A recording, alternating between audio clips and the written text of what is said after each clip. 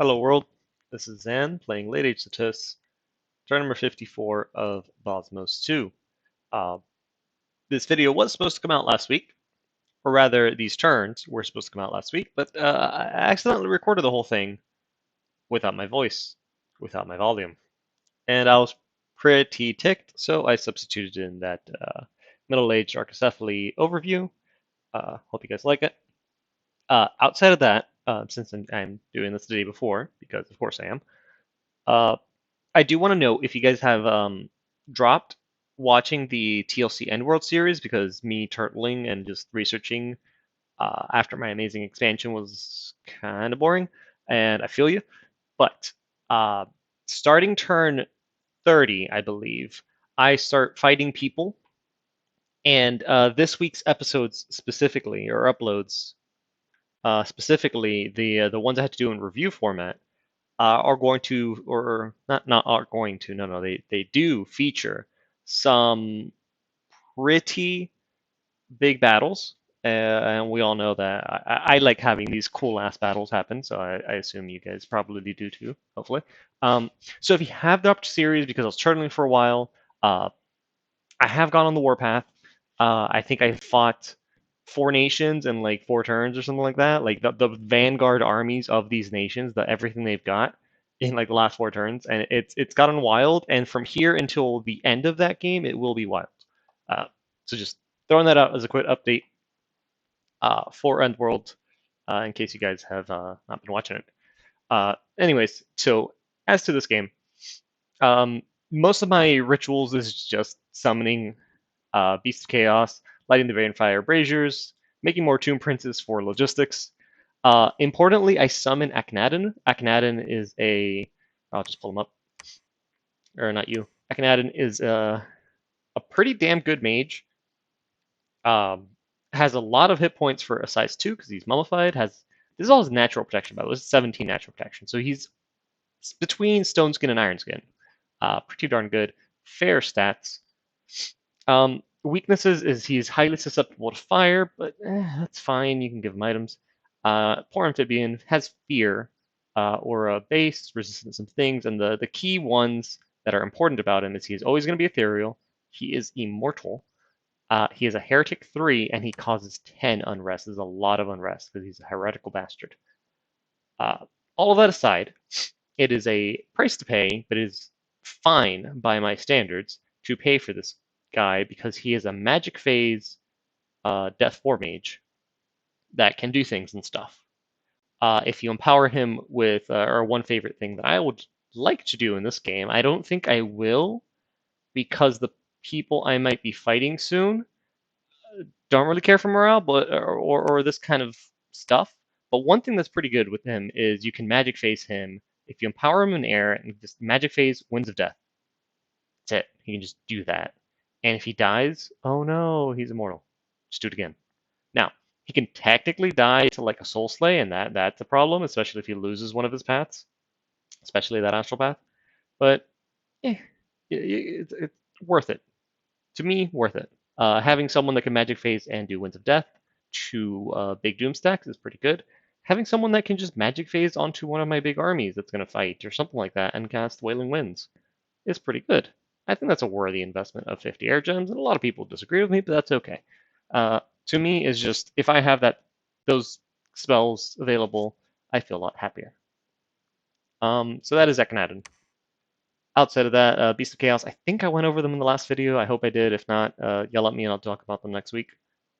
Maybe next week's gonna be rough. Going on a trip this weekend, and then that's all the Thanksgiving stuff. I'm gonna be backed up on work because I'm missing some days. It's gonna be fun. Anyways, I find some magic sites because relentless site searching is relentless. I even give my guys boosters and such to just kind of aim a little higher. And then battles, many battles. I don't know if any of them are good, but there are some.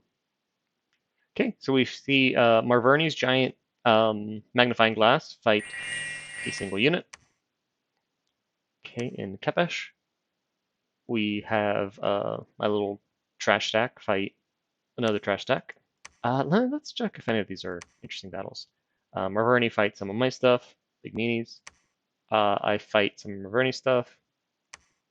Utgard and Jotunheim start fighting, which again always worries me that Grippa is fighting because I hope nobody kills him because I want to kill him. We have a fight in Rogdan where we kill, I think this is Marverni's prophet, the chieftain.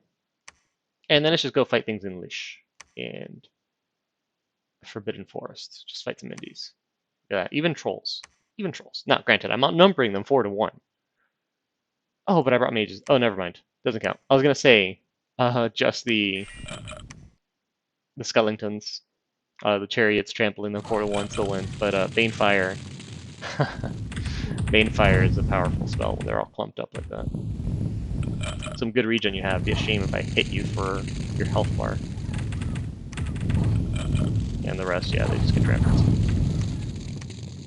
Pretty good. What was it? 9 kills on the Starmancers? Pretty good. Unexpected event. Nothing fancy here. I don't recall the strategic posturing I was doing last turn, other than I have a big army and they're going places. This looks like it is a big army that needs to move on to Numecria to tell Marverni to go away, or to go into Kepesh and traverse some caves and start their journey to Utgard. Okay, so that's turn 54. Let's move on to 5-5. I hope my thing's recording. OBS is telling me that it is. Oh yes, I remember this. The Amulets of Regeneration or Reanimation from Ulcitus. I don't recall if I talked about this during my first go through the recording or maybe last episode. And we have Accursed Idols. Okay, yeah, this is why I was so mad that my voice didn't go through. There's stuff to explain. We'll get to both of those at some point. Genumia, nothing important. Numecria, we have a fight. Okay. So on the fields of Numecria, we have the remaining army of Marverni against my vanguard of many, many chariots and some Sauromancers. And of course, it's going to happen in the cold, so we will have 16 encumbrance on our mages. Summon Gaia Spirit, because this guy, this asshole here, is going to have 1,000,000 regeneration. Okay, so we have some of our initial Banefires just get aimed at the charging boars, which is unfortunate. And once again, they have so many hit points, I wish they'd throw it back here. That's okay, because we're casting Foul Vapors. And these guys are poison resistant. That's okay. We're going to cast Foul Vapors as Statis does. We're going to get Solar Raid as Marverni does. And unfortunately this time the Will-O-the-Wisps do not go and piss off the dragon. And that's fine. Why are some of these boars tiny? Interesting. There's big boars and tiny boars. And I thought they should all be big. Okay, the mages start routing due to those boars dying. The dragon actually comes to the back, and that would be very dangerous. But he also HP routes due to, again, the boars dying. So once more, Marverni HP routes himself, which is very good for me. And I don't think I took too many losses. 129 chariots, a Jaguar Tribe Slinger. Yeah, this is 100% okay with me. Look at that, I even got a bag of wine and a Starshine Skullcat. 100% worth it, killed a bunch of his mages. A third of the Stargazers, 3 Druids, 1 of the Elder Druids. Good. Very good. And then we have a battle in Troya, where this is me going underwater. Nothing is safe. Nothing is safe. And this is just me trying to get these little caves. Especially underwater caves in this mod are very useful, because there's a spell that is busted as hell somewhere here. Magic Mine. It's level 4 Earth to cast. It is 50 Earth Gems. But it's going to permanently give you 4 Earth Gems a turn, so it pays itself off in 13 turns, and 20 gold. However, it increases the misfortune scales of the province, and you get attacked by dwarves. Now, those dwarves are legit. Those are legit indies that will kick your PD's ass, so you do need to patrol it. Or have like 50 PD or something stupid. So it's a lot of give and take here. If you start doing this in mass, it's very useful. However, one way to circumvent this is if you cast it in an underwater cave like this one, Troya, those indies as soon as they attack they drown. So you don't need to worry about it. Unfortunately, this information is relatively useless. I think they've been since removed from the Boz mod because we've complained that all these gens are broken as fuck. Forgive my French. So I think they've been removed, which is good. Anyways, those were our battles, other than getting attacked by indies and finding sneaky enemies and losing people to diseases. Okay, so things that are to talk about. The Accursed Idol. I like this thing.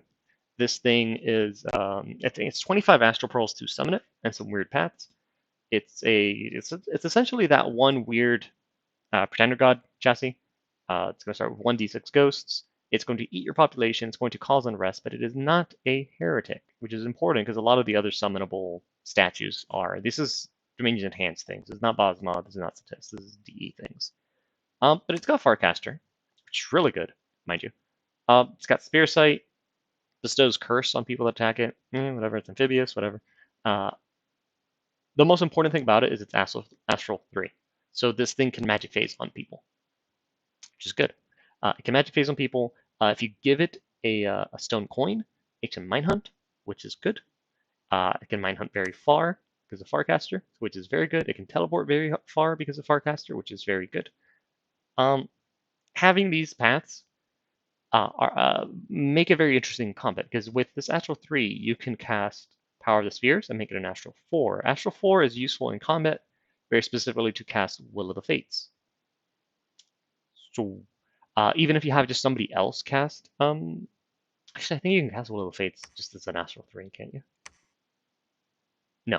Okay, you need to be Astral 4 to cast it. So that's fine. Power of the Spheres, Will of the Fates, done. Or Power of the Spheres, have someone else be casting whatever Light of the Northern Star, cast it as an Astral 5, and then do other things. Also very good. Even he can do it. Who cares? But Astral 3 is good. Power of the Spheres is good. So in combat, now he teleports in and he's an Astral 4 after casting that spell. That's really good. He's an Astral 4, Death 3, Nature 2. These are all pretty darn good paths. And then also in Dominion Enhanced, there is a nature power spell that you need to be a plant to cast. This is a giant bundle of wood. It is a plant. So now, magic phasing this thing anywhere, by itself, into your armies, into your forts, wherever it needs to be, it can function as an Astral 4, Death 3, Nature 3. That is really damn good for 25 Astral Pearls. I happily make these guys. Because there's cases that they might run into an army that can't kill this. Great. Teleport onto it. Maybe they need to mine hunt. Do that. Maybe I just need to get out really big nature spells or really big. I mean, I'm Satis. I don't need big death spells, but you get me. You really big nature, really big astral. This is your thing. So that's an important thing to do. The other thing to talk about is these amulets of reanimation. They are important, and they're one of the reasons I've been trying to stack these Lizard Kings. I think I had a few earlier. Yeah, so really cheap. This Lizard King and these items here are substituting a Tomb King, which is 23 Death Gems. So this is half the cost, if not more. This is significantly cheaper. And I would do this more. I would have done this more, but the player behind Old Satis drags his feet when I send him the gems and the hammers to make things. He really drags his feet and takes so damn long to get back to me with these that I'd rather just pay the extra to get a Tomb King now than have to deal with waiting and pinging him and asking for the amulets. So it's unfortunate. I would have done it more, but yeah, the logistics of going through another player was pretty bad. So yeah. Anyways, turn 55. I've moved this army in there, and I'm keeping this army here. The rest of these guys are going. And by the way, one tiny detail. I'm summoning these Accursed Idols in this specific province, Trollland, because it has... Oh, I can't site search it yet, But if you notice, it has 65 unrest compared to like everything else. So I can assume that there is some sort of unrest causing death site. You would site search with blood magic and find it, which means I don't care about the population in this province. It could be 0. I don't care. Which means this guy eating population and causing unrest is not relevant to me because this population, this province is not going to give me any income, anyways.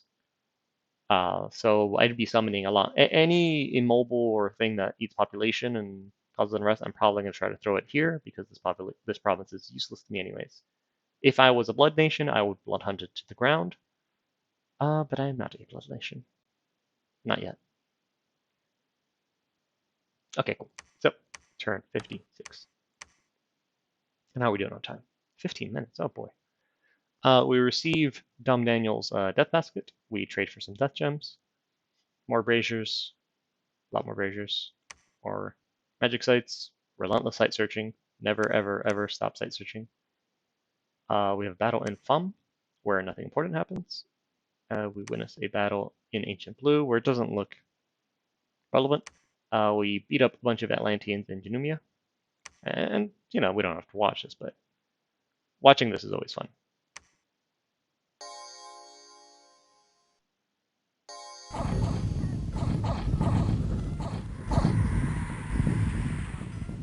Yeah, I enjoy watching that. So, and that's what LA Cities do. Okay, great events, good. Good. All these great events.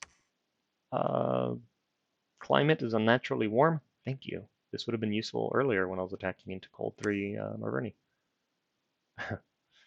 We severely damaged the walls in Numecria. We have our chariot logistics teams still bringing in everything they've got. The Marverni army, by the way, I'm almost certain it went here. It was here, and then it went here, so it's currently here in Durland. I'm almost certain that's where it is. Dom Daniel, by the way, has been completely just eaten up by Ermor, by Atlantis. It's funny because it was Pelagia that actually came down here and beat up Dom Daniel under the water. Okay, and then I've since been watching, in case you guys don't, Distant Horizon. I found out what he's been doing all game is he's been messing around over in this landmass, fighting. Man is over here, and what's this nation called? Kangobia is over here somewhere. So that's what this guy Chaco, Distant Horizon has been up to. Okay, and we'll go into turn 57. Okay, we trade a bunch more stuff with a bunch more people because death gems are everything for me. Well, we're even casting Reaping of Souls. Unfortunately, it doesn't do too much for death gems. I don't know about that. More braziers. We cast some Forest Dome preemptively on my capital because I don't want someone to like. These guys can survive Flames in the Sky, but if you send like 3 or 4 Flames in the Sky because they don't heal. Do they heal? Oh no, they don't have the don't heal. Yeah, so these guys can survive, but if you drop 3 or 4 Flames from the Skies, it's expensive, but I mean, knowing what I know about Late Age Cities, I would probably drop 3 or 4 Flames from the Skies if their capital is the only place we're reanimating out of. Reanimating, yeah, words. Relentless Site Searching. We have a battle in Anicia, nothing. We have a battle in Elador. Our force is beaten by the defending force. Oh, right. It was around this time I hadn't attacked Yis this entire game, despite bordering them, because early in the game, in the chat room, Atlantis mentioned something about having like a defensive pact. If anyone attacked Yis, they would immediately get attacked by Atlantis, and I didn't want to deal with that. Around this time, hilariously, as we're talking about other stuff, they clarify with me that they meant off-worlders attacking Yis. I could attack Yis, no problem, because I am on Galanor already. So I attack thinking they just had junk, and here's some swarm, and I got trashed. Yikes. But I'll be back. We witnessed some battles. Nothing important. If we haven't seen it, this is Armor's Doomstack of Regenerating, Blood Vengeance, Sacreds, and this bundle of flesh that has all these paths that he got empowered into. It's just an annoying ball of I can regenerate a lot of hit points. Ooh, spooky. Anyways, that's Flemistan. Some more unexpected events. Battles against Indies that are unhappy I'm burning their forests, but sounds like their problem to me. And we breach Namekia, which means the next turn we're going to have a big siege into Namekia. I'm surprised this has some, I guess, multi-movement it will save. And it looks like, yeah, these guys here, they're on a journey to go and attack Utgard. Because I need to come to Grippa's aid and make sure that this Utgard fellow does not attack Grippa. He's getting attacked by Relay, as we see. But just in case, I want to make sure he doesn't attack Grippa. Grippa's mine. Everyone else was off. Okay, and that's a pretty short turn 57. Let's go on to 58. Okay, we receive some more reanimation amulets from Alstis, some more Death Gems from Relay. We beseech the Netter of the Sun. We call a Wraith Lord, cast Fairy Court, bunch of Tomb Kings. So many Tomb Kings. So many Tomb Kings. Another Accursed Idol. So we need to talk about the Netter of the Sun, about the Wraith Lord. And yeah, okay. So let's check these battles. Mines of Fortune. Nothing important. Nothing important. Something important. So Lemuria and Fascia throw Doomstacks at each other, although Fascia is really outnumbered. That many mages, you need a lot more units, man. You need a lot more units for that many mages. Okay, so Rigor Mortis gets cast. Grip of Winter gets cast. Okay, so Fascia's doomed unless they have cold resistance. Okay, so once these mages go to sleep, that's it. Light of the Northern Star. Okay, fire resistance. Cool, you need cold resistance so far.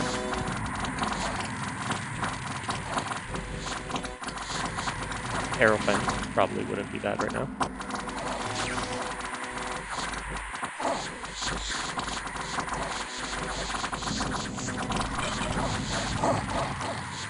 Oh, here we go. Firestorm. Firestorm is amazing against Lemuria. Yeah. If Fascia had more troops here, and these guys are so cheap that there's no reason they shouldn't have a billion of them. If Fascia had more troops here, oh, these guys, oh, some of them are fire resistant, but not all of them. If Fascia had more troops here, this would be a different story. You just hear them dying there on the audio.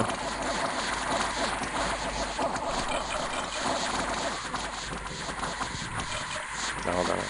Gotta pause it real quick. Nope.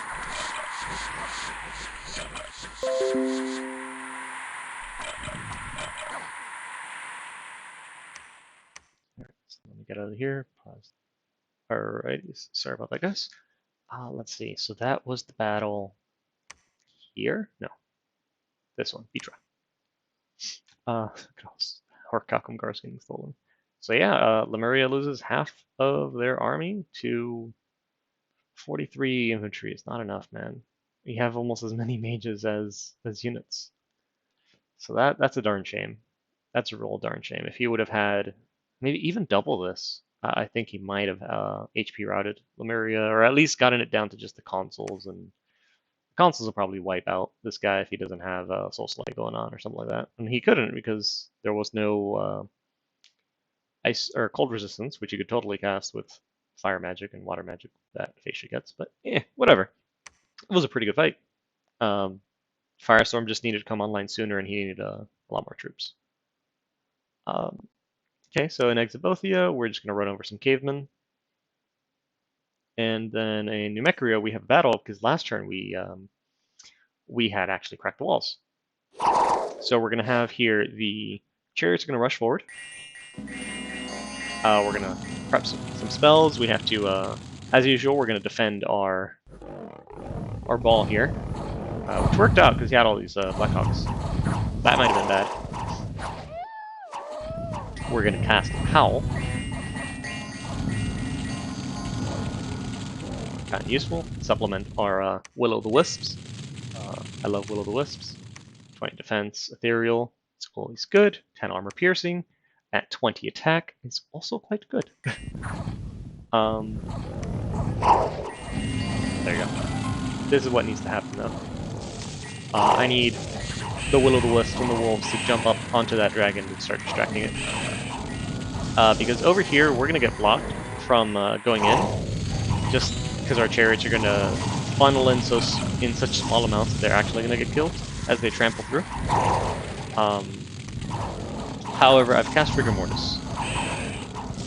And, you know, not having undead mages, a lot of people can question this, but check this out. My guys have 16 encumbrance. How many spells are they going to be casting anyways? Compared to his guys with their normal, you know, we're not cold-blooded encumbrance of 5. So, and he's got a lot more mages on the field than I do. Gold cost-wise, it's probably equivalent. You can get like 5 of these for each Sauromancer. But to me, I'd rather just shut down all spellcasting on the field so that my chariots can do everything they need to do. And importantly, all this time, the dragon's over here, casting his buffs, and trying to kill my poison-resistant, ethereal, high defense Will-o'-the-Wisps. So he's just going to stick around until, you know, Rigor Mortis goes. And this is going to accomplish a few things. It's going to accomplish a few things. It's going to kill everything he has to make sure that the last unit standing, because I can't kill this dragon, for that. It's going to make sure that the last unit he has on the field is the stupid dragon. Because I can't kill it. Nothing I have can really chew through that. But it's going to make sure that everything else dies. Jeez. And as we approach turn time or whatever, we start rolling dice on will he wake up and retreat before my mages wake up and retreat. You just kind of see this nonsense going on down here. Pull up a turn.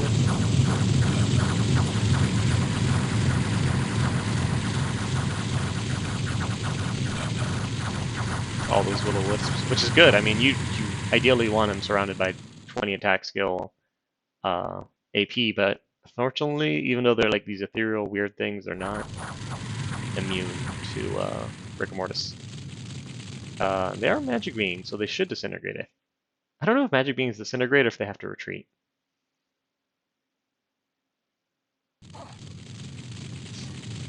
Okay, we're both routed now.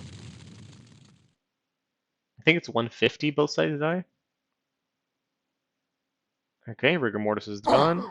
There you go. Battle round 150, everything dies. Not you know, clean. It even says here, new statistics attacked Marverni. Neither side won. Not clean. But it's probably the only way I can kill that dragon. So I don't think I have alteration 8 for disintegrate. So not clean. It cost me a few mages that were not twice born. But for the most part, hell yeah, I do that every time. Okay, worldwide event where Relay starts doing bad things and horror marking people. Forest fire related events. We have a battle in Gladewood, and over here, it sucks. And we have a disease spreading in Ichdun. So one of these a-holes, Urmor or Lemuria, are starting to spread diseases. They're starting to send Bane Venom charms at me. And that's rude as shit. That's just super rude. Like, you don't do that to people. It gives you... There's nothing to gain from it. It rarely affects the person you're trying to mess with. It doesn't do anything. This is just being rude. So don't Bane Venom charm people. The only time Bane Venom charming someone makes any sense is you're a big land nation, you're getting pestered by an underwater nation. You cannot kill them underwater, so you send like 10 of them at the same time underwater because they stack. You send like 10 to 20 of them underwater at the same time to kill the population immediately before they can react. Sending one like this? This is just it's just rude. Don't do that. Like don't be rude to the people you play Dominions with. Ideally, you become friends or at least, game buddies and you play multiple games with them, and it's a lot more enjoyable when you can shoot shit with your enemies and stuff. Bane Venom charming someone like that randomly, like that's just it's just rude. Don't do that. Uh for the rest of the turn, let's go, or I guess the rest of the video, because food and I'm hungry. We'll talk about the reason I made a Wraith Lord. The so before this game, I had never actually fought a Blood Vengeance or more, so I didn't know what I was going into. I didn't know how bad it was going to be. Uh, so I took a lot of uh, precautions against them. In one of them being this Wraith Lord with a certain kit of items revolving around this Mind Whip. I had found that if Ermor sends an army that is 1 Holy 3 in the back on cast spells, and the number doesn't matter, infinite, lictors, Knights of the Sepulchre, and whatever trash he wants to send me. If he sends an army that only has 1 priest on advancing or on cast spells in the back, which I don't know how many Ermors you guys have fought, but at least the ones that I have seen, usually played by Novell, who is a very good Ermor player. That tends to be the best army for Ermor, because it is the least commitment of your priests or mages. It's just 1 guy in the back to cast Divine Blessing, and then 3,000 undead. So I got a kit, and this will work once, because the moment he puts multiple priests, or a death mage, or whatever on advanced cast, this doesn't work. But for 1 battle, like let's say we had that army in Flemistan, this thing right here, or not this one, the one in Flemistan that had all his sacreds. For 1 battle, I can equip. That's the Wraith Lord.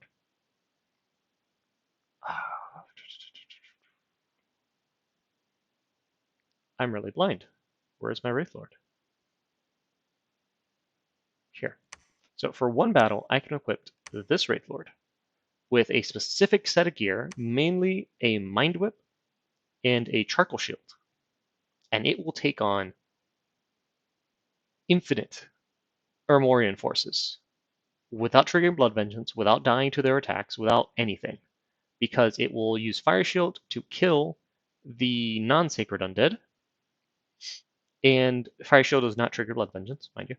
And Mind Whip will convert the sacred undead to his side, to my team's side, when then they will get killed by the rest of his team, whatever. It will convert the sacred undead without damaging them and not die due to the rest of the gear that I would be giving him.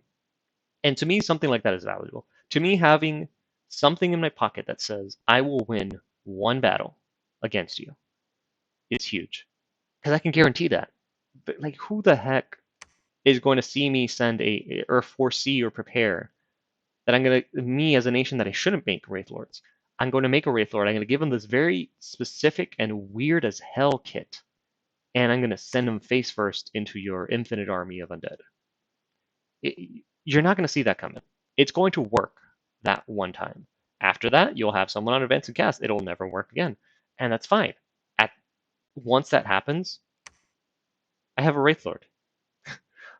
Okay. So this guy's really expensive, but he won me a battle that I didn't have to use any mages or chariots or anything in.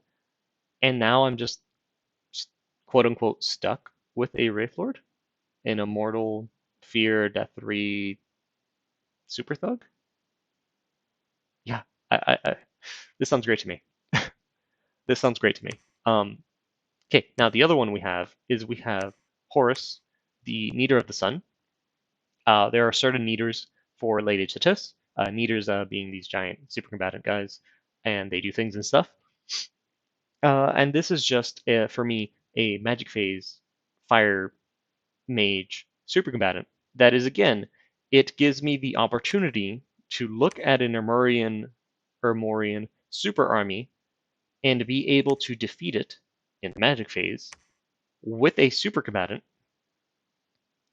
and not have to use my units, not have to mobilize units in its direction, in the direction of the army, not have to worry about any of that. I can just see an army, test against Horus with specific sets of gear, and if Horus wins the majority of the time, then I just send Horus and I pretend that army isn't there because in the magic phase he will show up and wipe them out. And ideally reinforcements show up and then they get wiped out too. And meanwhile, my chariots and my actual armies can go on and be sieging the Ermorian forts or just doing more important things than trying to fight a giant stack of Ermorians. I can leave that to the super combatant. I know it was around this time there was huge discussions in my mentor thread for this game where we talked about things like this, and this and the Wraith Lord were very, very contentious. And I just stood my ground on it because, okay, yeah, that Wraith Lord and that super combatant, they're probably not gem efficient. I can guarantee you they're not gem efficient. But I don't care about the efficiency in this case. This is another case of I don't care about efficiency. I just want to be able to stream my chariots into Ermor's infrastructure. And then say we have like a 3,000 stack of Ermorians coming down from the Gentle Woods, and all my chariots are over here in this area. I don't have to worry about it. I can drop Horus on it.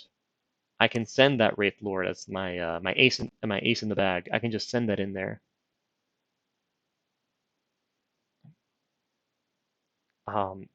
It just oh shoot, hold on.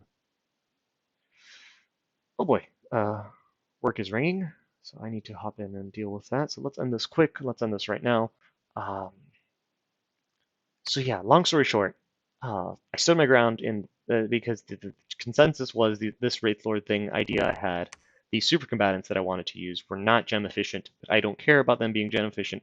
I care about being able to completely ignore an entire Ermorian army or threat that I'm not positioned to deal with my other forces, my tomb chariots, my mages and such, by just dropping this Titan on it, and poof, poof goes the Amorian army.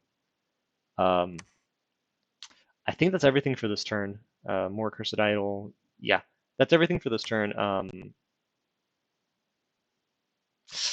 Yeah, I have to go, so I will have to end the episode here on turn 58. And next week, I cannot promise I will have another Bozmos up due to I will not be in town this weekend. And then I have a lot of work to catch up on when I come back. And then I'm also going to be doing Thanksgiving things during, what is that, Thursday, Friday? So I can't promise I will record it. I will try to do this on Monday when I get back, but no promises. See you then.